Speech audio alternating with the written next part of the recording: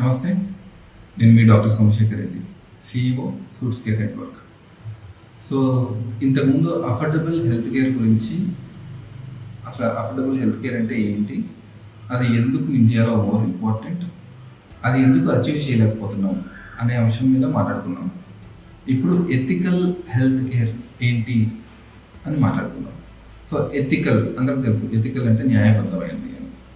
అయితే ethical health care ఏంటి అంటే, ఈ మధ్య డాక్టర్లు పేషెంట్స్ని అన్యాయంగా టెస్ట్ రాసేస్తున్నారు, అన్యాయంగా అడ్మిట్ చేస్తున్నారు, అనవసరంగా సర్జరీలు చేస్తున్నారు. ఒక పేషెంట్ దొరికితే డాక్టర్కి మొత్తం ఆస్తంతా అయిపోగొట్టేస్తున్నారు. ఇలాగా బాగా ఎక్కువైపోయింది మాట్లాడుకోవడం. అయితే దీని గురించి ఒక క్లారిటీ ఇవ్వాలి అనుకోవడం ఈ ముఖ్య ఉద్దేశం ఈ వీడియోకి. అంటే చాలా కారణాలు ఉంటాయి ఒక పేషెంట్కి ఎక్కువ బిల్లు పడడం అనే దాని మీద. ఎక్కువ బిల్లు పడడం అనేది ఒక అంశం అయితే, అది న్యాయబద్ధమైన ట్రీట్మెంటా కాదా అనేది రెండో అంశం. ఇది న్యాయబద్ధమైనదా కాదా అనేది మెయిన్ ఇంపార్టెంట్. బిల్ ఎక్కువైందా తక్కువైందా అనేది పేషెంట్కి వచ్చిన జబ్బు మీద డిపెండ్ అయి ఉంటుంది. పేషెంట్ ఆ జబ్బుని ఎన్ని రోజులు దాన్ని తర్సరం చేసి కాంప్లికేట్ చేసుకొని వచ్చాడా, లేదా జబ్బు రావడమే పెద్దగా వచ్చిందా. ఫర్ ఎగ్జాంపుల్ పెద్ద మ్యాసివ్ బ్రెయిన్ స్ట్రోక్ వచ్చిందా, ఆర్ సివియర్ హార్ట్ స్ట్రోక్ వచ్చిందా, హార్ట్ అటాక్ వచ్చిందా, లేదా సివియర్ సెప్సిస్ స్ట్రోక్ వచ్చి చివరి నిమిషంలో వచ్చారా, లేదా హార్ట్ ఫెయిల్యూర్ అయిపోయి వచ్చారా, లేదా లివర్ ఫెయిల్యూర్ టైంలో వచ్చారా, దాన్ని బట్టి ఉంటుంది బిల్ ఎంత ఏంటి అనేది. సో ఎంత బిల్లు వేశారో, ఎంత తగ్గించి వేశారో, ఎంత ఎక్కువ వేసారో పక్కన పెడతాం ఫర్లో. అసలు ముందు న్యాయబద్ధమైన ట్రీట్మెంట్, కరెక్ట్గా ఏ ట్రీట్మెంట్ అయితే పేషెంట్కి అందజేయాలో అదే అందజేస్తున్నారా లేదా అనేది ఫస్ట్ క్వశ్చన్. సో ఆ న్యాయబద్ధమైన ట్రీట్మెంట్కి మనం ఎథికల్ కేర్ గివింగ్ అంటాం. సో ఈ ఎథికల్ హెల్త్ కేర్లో కూడా గీత గీసినట్టు ఉంటుంది అనమాట. ఓకే, ఫర్ ఎగ్జాంపుల్ నాకు ఒక 10 years ఎక్స్పీరియన్స్ ఉంది ఎమర్జెన్సీలో. నేను పేషెంట్ వచ్చినప్పుడు పేషెంట్ మొహం చూసి చెప్పొచ్చు, ఇది నిజంగా సివియర్గా ఉందా, లేకపోతే స్మైలీగా ఉందా, కొన్ని నిమిషాల్లో పోతాడా, కొన్ని గంటలు పెట్టిద్దా, లేకపోతే ఇప్పుడే కొన్ని సెకండ్లోనే పోతాడా. అండ్ 20 seconds పేషెంట్ ఎగ్జామిన్ చేసి 20 seconds పేషెంట్ టచ్ చేసి పేషెంట్ స్టేబుల్గా ఉన్నాడా లేదా, వెంటనే మనం ఏమన్నా వెంటిలేటర్ మీదకి ఎక్కించాలా, ఇట్లాంటి డెసిషన్ తీసుకోవచ్చు. సో కాబట్టి నాకు ఒక అవగాహన ఉంటుంది. కాబట్టి నేను న్యాయబద్ధమైన ట్రీట్మెంట్ చేసినప్పుడు ఒకటి స్పీడ్గా చేస్తాను, రెండు తక్కువ ఖర్చులో చేయొచ్చు ఛాన్స్ ఉంది. ఎందుకంటే అనవసరమైన టెస్ట్లు అన్నీ చేయండి.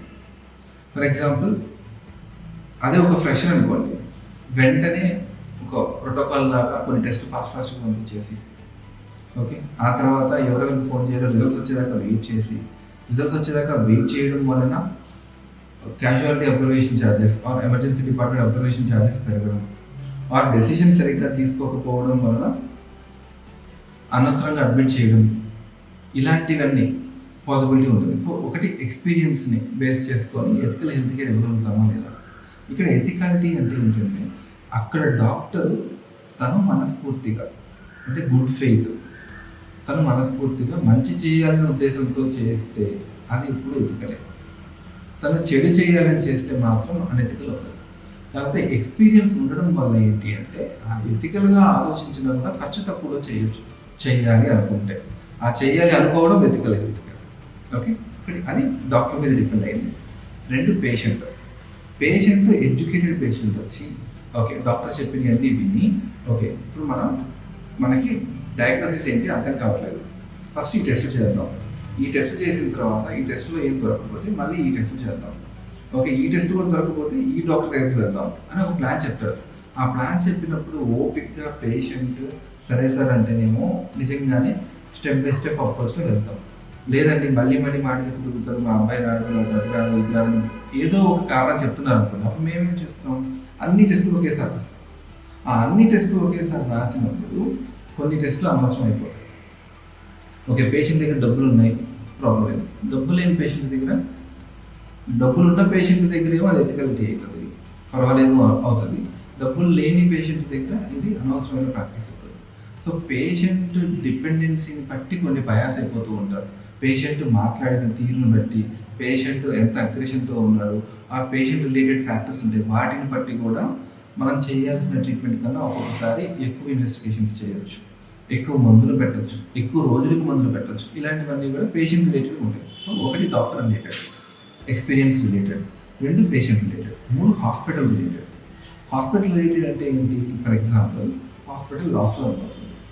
లేదు ఆ డాక్టర్కి సరిగ్గా కట్స్ బేస్లో ప్రాక్టీస్ చేస్తుంటే ఆ డాక్టర్ డబ్బులు సరిపోవట్లేదు. ఇలాంటి కండిషన్లో ఏమవుతుంది, హాస్పిటల్ సర్వైవ్ అవ్వడానికో లేకపోతే నాకు రావాల్సిన డబ్బులు నాకు ఎక్కువ రావడానికో నేనేం చేస్తాను, 2 టెస్టులు రాయాల్సిన దగ్గర 4 టెస్టులు రాస్తాను, 4 టెస్టులు రాయాల్సిన దగ్గర 10 టెస్టులు రాస్తాను. సిటీ స్కాన్ నేను జాగ్రత్తలు చెప్పి పంపించవచ్చు.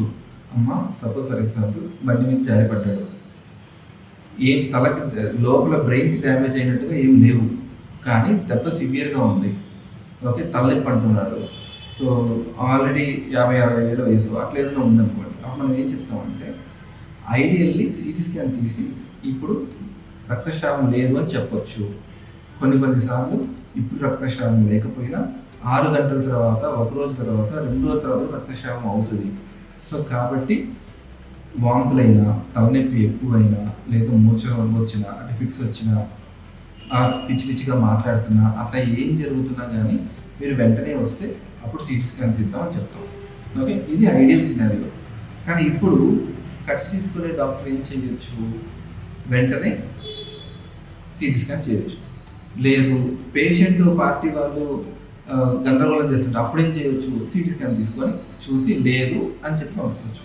సో పేషెంట్ లేదు ఎక్స్పీరియన్స్ లేని డాక్టర్ కూర్చుంటే ఏమవుతుంది, ఒకటి సిటీ స్కాన్ని సజెస్ట్ చేయకపోవచ్చు, లేదు అంటే కంపల్సరీ సిటీ స్కాన్ తీసేసుకోండి, సిటీ స్కాన్ తీసుకుంటే నేను ట్రీట్మెంట్ చేస్తాను అనొచ్చు. సో అట్లా 3 ఫ్యాక్టర్లు, ఒకటి ఎక్స్పీరియన్స్ లేకపోవడం వలన డాక్టర్కి, 2 పేషెంట్ చేసిన హడావిడి వలన, 3 డాక్టర్కి డబ్బులు కావాలి కాబట్టి చేయడం వల్ల.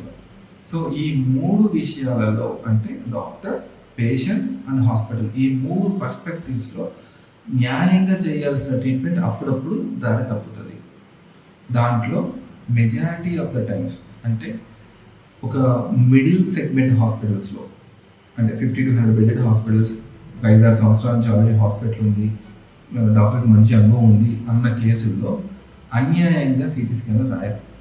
కానీ పేషెంట్ హడావుడి చేయడం వల్ల మాత్రమే, వాళ్ళకి భయం నివృత్తి కలగడం కోసం మాత్రమే అప్పుడప్పుడు మనం సిటీ స్కాన్ చేస్తాం. ఒక్కొక్కటి రెండోసారి మేము భయపడ్డం వల్ల, వీళ్ళు ఎందుకు వచ్చిన వల్లే మళ్ళీ వచ్చిన తర్వాత వచ్చేది అన్న అంటారని సిటీ స్కాన్ చేసి పంపిస్తే మనకెందుకు ఇవ్వాలా అనే ఉద్దేశంతో కూడా సిటీ స్కాన్ చేస్తాం. ఓకే, సో ఇది ఒక లైన్ లాగా గీత గీసి డాక్టర్స్ని తప్పు పట్టడం, డాక్టర్స్ చేసేది అన్యాయం అని చెప్పడం చాలా తప్పు. పెద్ద పెద్ద కార్పొరేట్ హాస్పిటల్స్లో కూడా ఎవిడెన్స్ బేస్డ్ మెడిసిన్ అంటే మేము ఏం చేస్తాం దానికి ఒక ఎవిడెన్స్ ఉంటుంది, ఈ క్రైటీరియా ప్రకారం సిటీ స్కాన్ చేయించాలి అని ఉంటుంది. కానీ ఎక్స్పీరియన్స్తో అప్పుడప్పుడు మనం దాన్ని తగ్గించవచ్చు, కాస్ట్ ఫర్ ద పేషెంట్ తగ్గించవచ్చు. కానీ వాళ్ళ ఎవిడెన్స్ బేస్డ్ అనే దాంట్లో ఒకటి డబ్బుల కోసం వల్ల కావచ్చు, 2 వాళ్ళ సేఫ్టీ కోసం కూడా కావచ్చు.